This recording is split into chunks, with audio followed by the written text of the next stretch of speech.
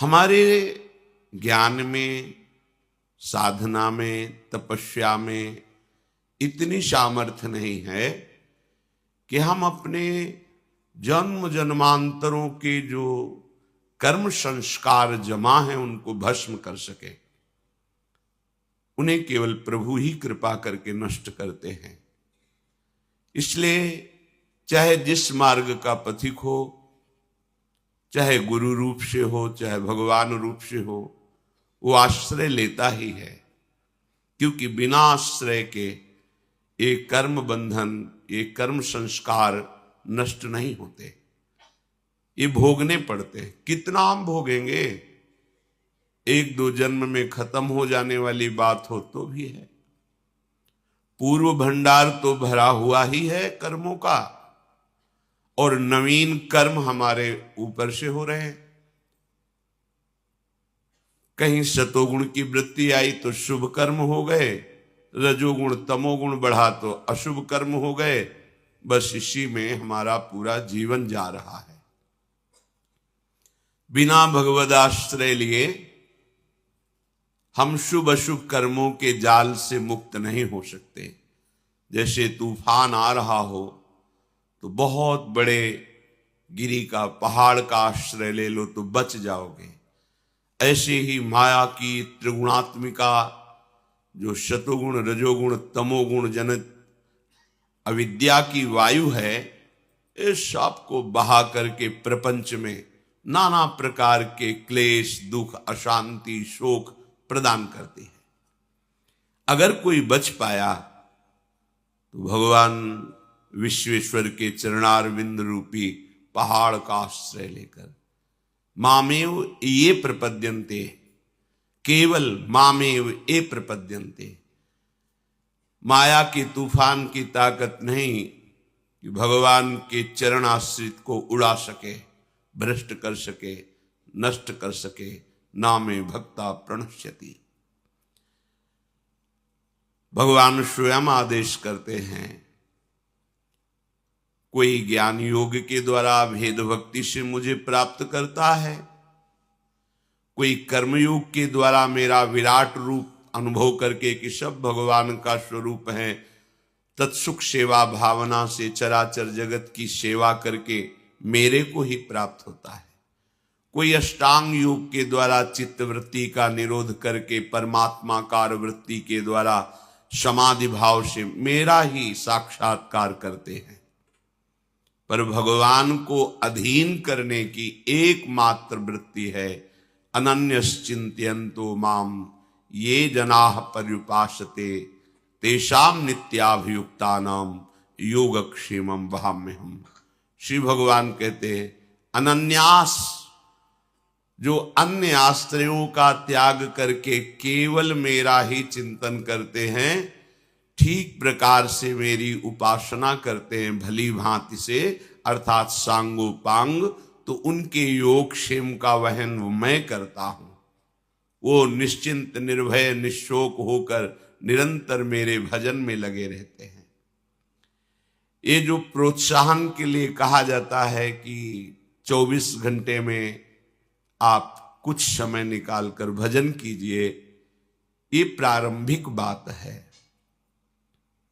प्रारंभ में मन भजन में महत्व बुद्धि नहीं रखता, रुचि नहीं है, प्रियता नहीं है, तो ना से ये तो सही है कि आप थोड़ा ही भजन प्रारंभ करें, निश्चित आपको सुख मिलेगा, दुख का नाश होगा, अर्थात पाप नष्ट होगा तो दुख का नाश होगा।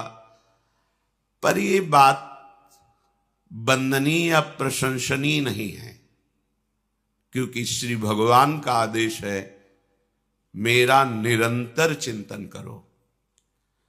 महापुरुषों ने कहा है कि निरंतर चिंतन उसी का होता है जो सबसे प्यारा होता है। वैसे सबको अगर विवेक मिल जाए और ध्यान से देखे तो सबसे जो प्यारा है वो केवल प्रभु ही है। जिस व्यक्ति से प्रभु अंतर ध्यान हो जाते हैं, वो चाहे जितना प्यारा संबंधी हो, फिर हम उससे प्यार नहीं करते, उसको नष्ट कर देते हैं। आग में जला के, धरती में समाधि दे करके, या जल प्रवाह करके, आदि आदि।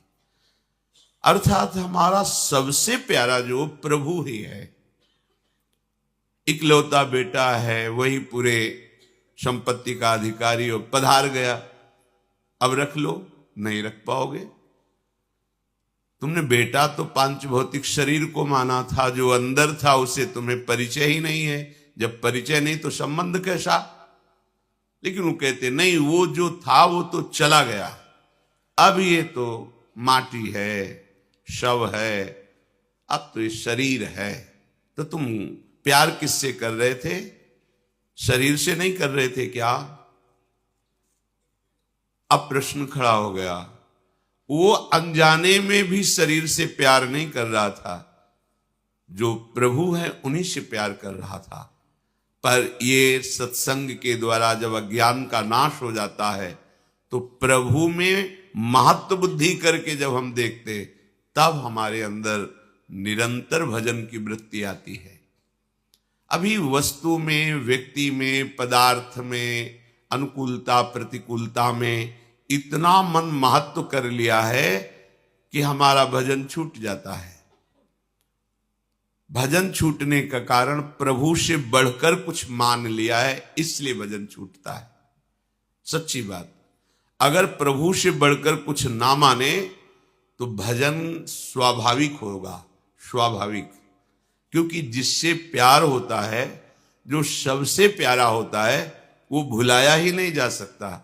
वो स्वप्न में भी वही आता है, जागृत में तो रहता ही है, सुषुप्ति में भी उसी में स्थिति रहती है। जागृत स्वप्न सुषुप्ति स्फुरत में राधा पदाब्ज छटा।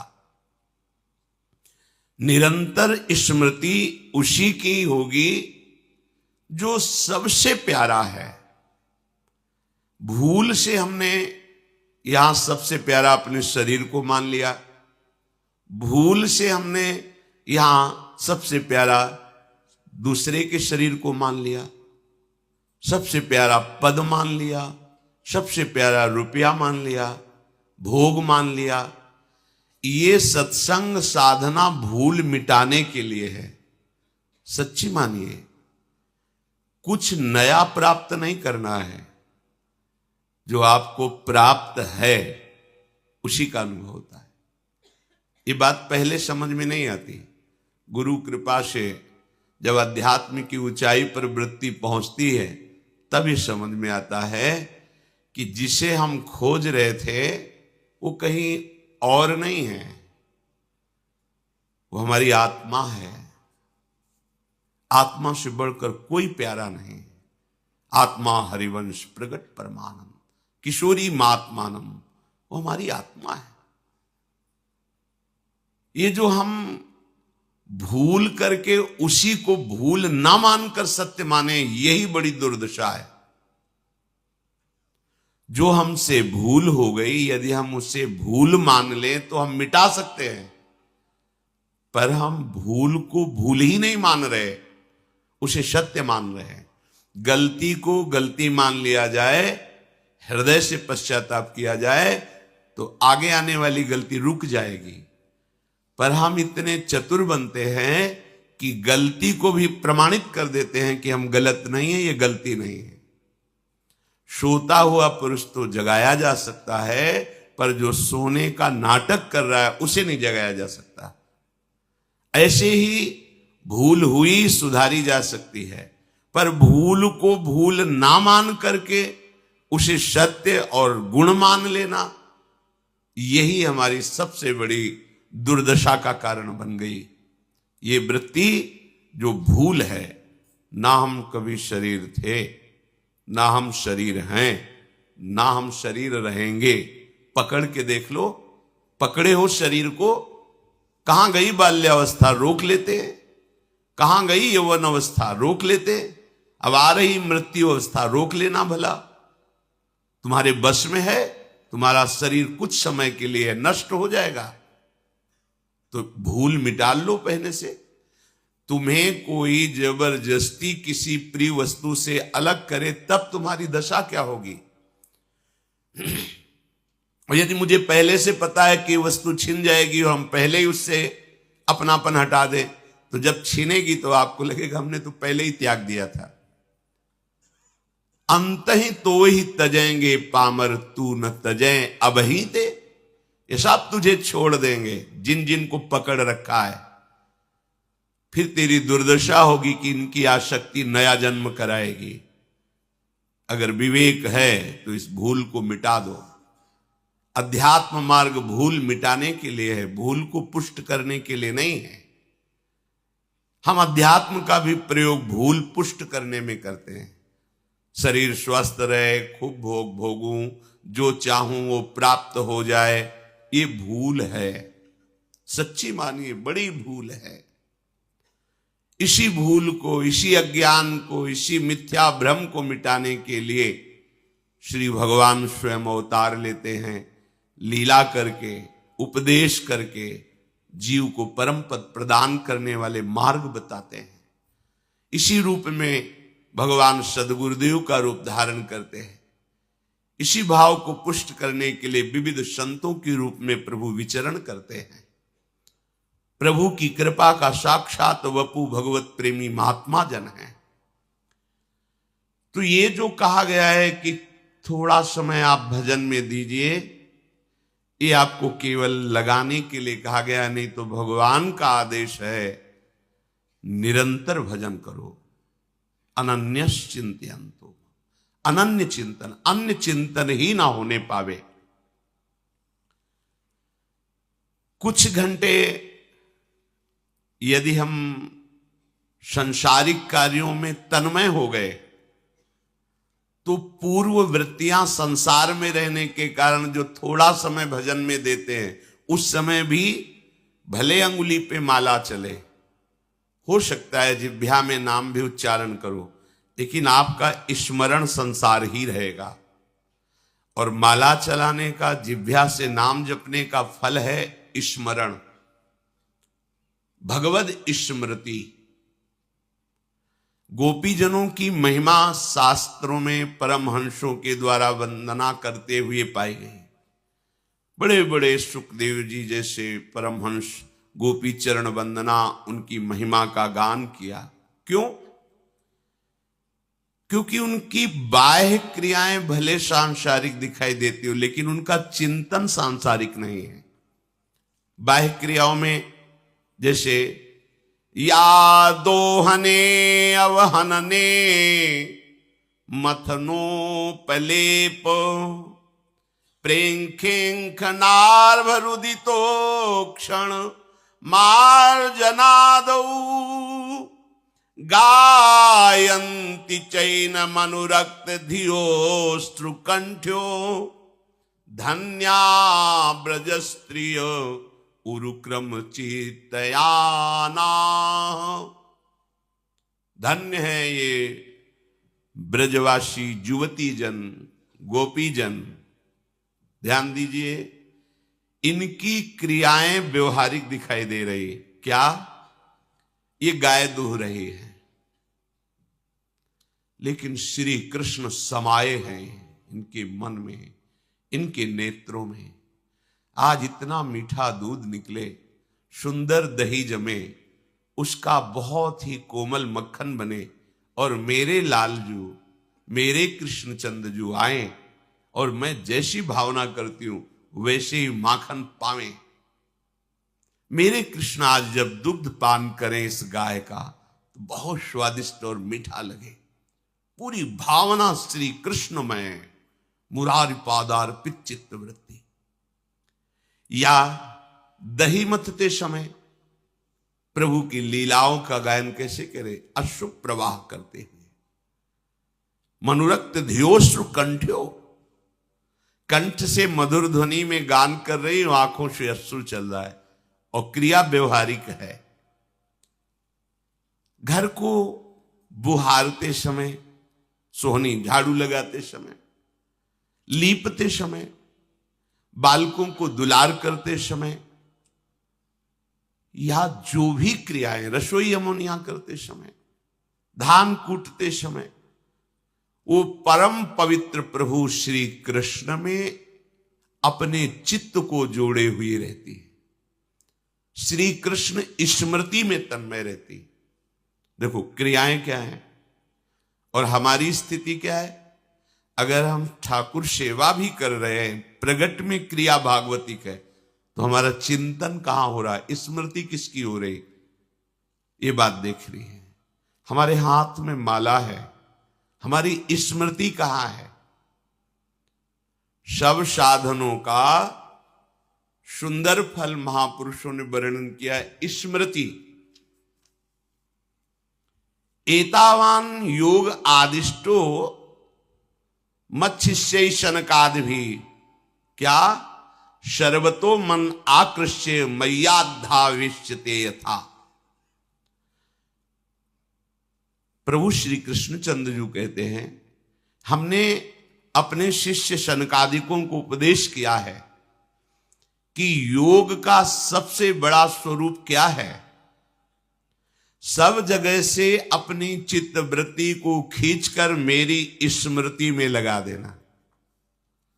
सकृन मनः कृष्ण पदारविंदयोर निवेशितम तदगुण रागी यैरिह न ते यमं पास भूतंच तद्भटान स्वप्ने पश्यन्त्यपि चीर्ण निष्कृताः।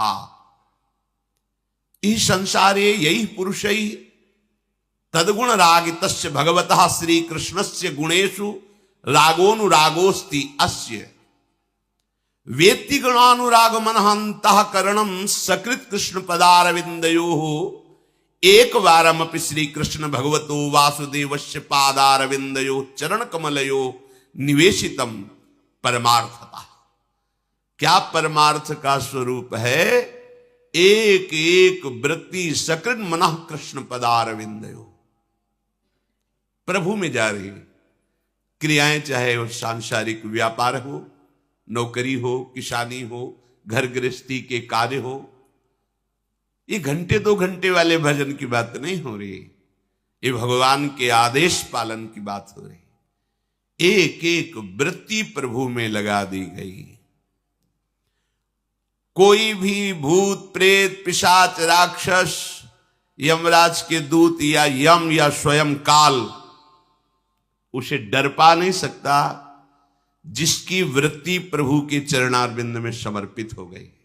ये जीवन का परमार्थ का परम लाभ है, ये फल है। कुछ भी कार्य कर रहे हैं, नाम चल रहा है निरंतर, भगवद स्मृति है। चाहे वो गृहस्थ हो या विरक्त हो, यहां इस बात की चर्चा नहीं है। भगवत प्रेम में गृहस्थ विरक्त की चर्चा नहीं होती, उसमें अनुरक्त की चर्चा होती है। तुम्हारा मन कहां अनुरक्त है। अगर प्रभु के चरणों में अनुरक्त है तो तुम महात्मा हो, चाहे गृहस्थ हो या विरक्त हो। स्वप्न में भी कोई दैवी शक्ति, कोई विघ्नकारी देवता उसको भय प्रदान नहीं कर सकता। जागृत की तो बात जाने दो, जिसके हृदय में भगवत चिंतन है। मारे घूम रहे लोग कैसे दुख निवृत्ति हो। स्वप्न में भी तुम कभी दुख निवृत्त नहीं कर पाओगे भागने से। कर्म तुम्हारे आगे ही खड़ा रहेगा, चाहे जहां भाग के जाओ। इस कर्म का विनाश करना होगा। जो शुभ अशुभ दुर्ग विध्वंस बल तब जयति जयति जग उच्चरे, उसी की जय होगी, जय होगी जो अपने किए हुए कर्मों का नाश कर दे। वो केवल एकमात्र श्री भगवान करते हैं। हमारा एकमात्र कर्तव्य केवल भगवत स्मरण करना है। अगर हमारे हृदय में संसार का चिंतन हो रहा है और वाणी प्रभु के नाम में है, तो आगे चल करके वो चिंतन नष्ट हो जाएगा, स्मृति जागृत हो जाएगी। पर भजन अभी जैसा होना चाहिए वैसा नहीं हो रहा है। भजन तभी रंग लाएगा जिनका नाम जप कर रहे हैं, उन्हीं का हम ध्यान कर रहे हैं, एक एक वृत्ति उन्हीं के चरणों में लगी हुई है। एतावान सांख्य योगाभ्याम स्वधर्म परिनिष्ठया जन्म लाभा परहा पुंसा मनते नारायण स्मृति है। अष्टांग योग का, वेदांतदर्शी ज्ञान का, स्वधर्माचरण का एक ही फल है कि भगवान श्री हरि की स्मृति जागृत हो जाए। स्मृति, याद, ये क्रिया नहीं है, ये हृदय का विषय है। अपने प्यारे की प्रतिपल स्मृति आ रही, कभी रूप की स्मृति में, कभी नाम की स्मृति में, कभी लीला की स्मृति में, कभी सेवा की स्मृति में। सांगोपांग चित्त की वृत्ति एकमात्र अपने आराध्य देव में। तस्मात् सर्वात्मनः राजन हृदयस्थम कुरु केशवम म्रियमाणो प्रवहिता ततो याहि पराम गतिम। इसलिए तुम्हारा परम कर्तव्य है मृत्यु आने के पहले ऐसी स्थिति बना लो कि अब और कछु न सुहाए, तिनको जुगल सेवा सुख पगी। निषदेवश जानत नाहि सजनी, एक रस भींजी रहे, एक रस भींजी रहे। श्यामा श्याम की रूप माधुरी में आसक्त चित्त उनको दुलार करने में लगा हुआ है। जीते जी ऐसी स्थिति बना लो कि स्मृति में केवल एकमात्र प्रभु रहे। अविस्मृति कृष्ण पदारविंदयो हो क्षिणोत्यभद्राणि च सम तनोति। सत्वस्य शुद्धिम परमात्म भक्तिम ज्ञानम च विज्ञान विराग युक्तम। जो सदैव आराध्य देव भगवान श्री कृष्ण चंद्र के स्मरण में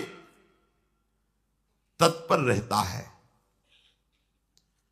अविस्मृति, कभी भूल नहीं होती, उसके हृदय में ऐसा दिव्य ज्ञान प्रकट होता है जो ज्ञान शास्त्रों के पढ़ने से भी नहीं आता है।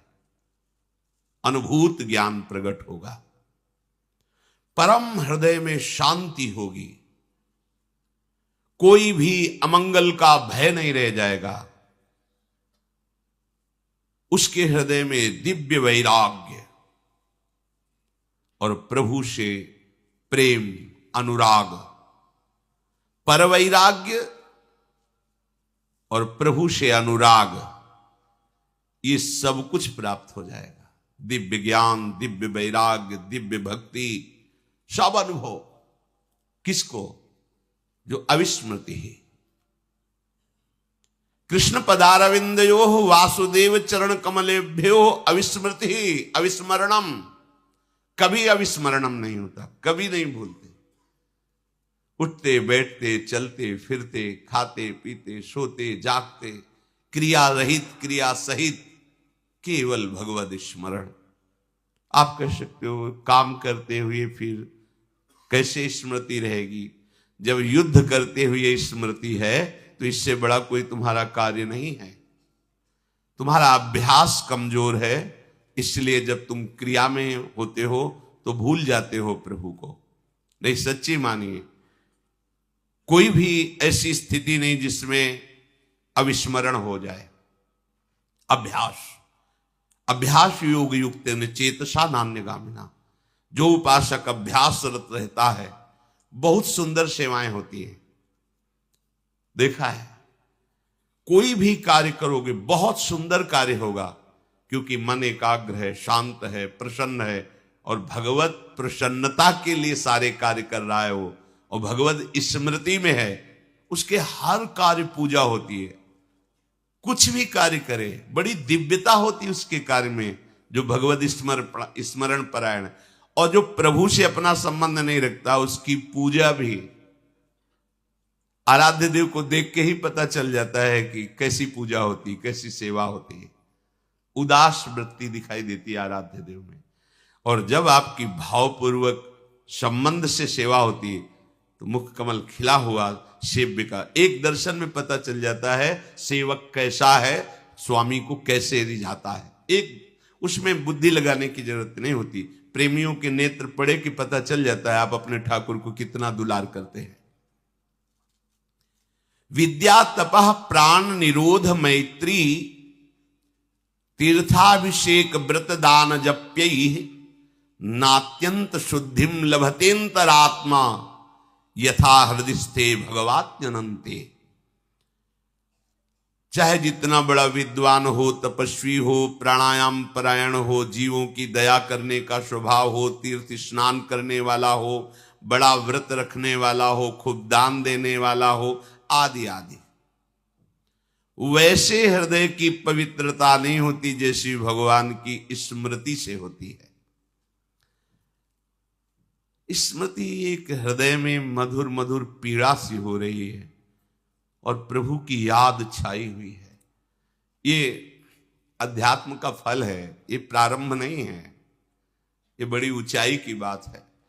थोड़ी थोड़ी देर में एक विकलता सी है, कुछ अच्छा नहीं लग रहा, बस स्वाभाविक जैसे सब नदियां दौड़ती हुई समुद्र से मिलने के लिए व्याकुल हैं, ऐसे एक एक वृत्ति, एक एक इंद्रिय, अंतःकरण का एक एक करण प्रभु के लिए व्याकुल है। स्मृति ये बहुत ऊंची स्थिति है। इसी स्मृति के प्राप्त करने के लिए सब साधन है। ज्ञानी जन सब विस्मरण करके आत्मस्मरण में, आत्मस्वरूप में, रमण में संतुष्ट हो जाते हैं, द्वंद्वों से मुक्त हो जाते हैं, परमानंद में निमग्न हो जाते हैं। भक्तजन इसी स्मृति को प्राप्त होकर सिद्ध हो जाते हैं। निरंतर भगवद स्मृति, ये बहुत बड़ी बात है। ये ऐसी स्थिति है कि क्रियाएं बिल्कुल आपको दिखाई दे सकती है सांसारिक, लेकिन स्थिति श्री भगवान में है। बहुत सी ऐसी साधन क्रियाएं हैं जो भागवतिक है, लेकिन स्थिति संसार में है। भोगों की चाह, रुपये की चाह, मान सम्मान की चाह, ये सब मायाकृत है, ये शरीराभिमान के अंतर्गत ही है। क्रियाएं दिखाई दे रही, संसारिक स्थिति भगवान में है। तो इन सब का जो भगवान वर्णन करते हैं कि विद्या, तपस्या, प्राणायाम, जीवों पर दया, तीर्थ स्नान, व्रत, तपस्या, जो भी आदि आदि, ये सब कर रहे हैं और भगवत स्मृति नहीं, तो मानो ये सब व्यर्थ हो गया। और भगवत स्मृति हृदय में जागृत हुई, मानो सब का फल प्राप्त हो गया। यथा हेमनि स्थितो वह्निर दुर्वर्णम हंति धातुजम एवमात्मगतो विष्णुर योगिनाम शुभाशयम। जैसे सोने को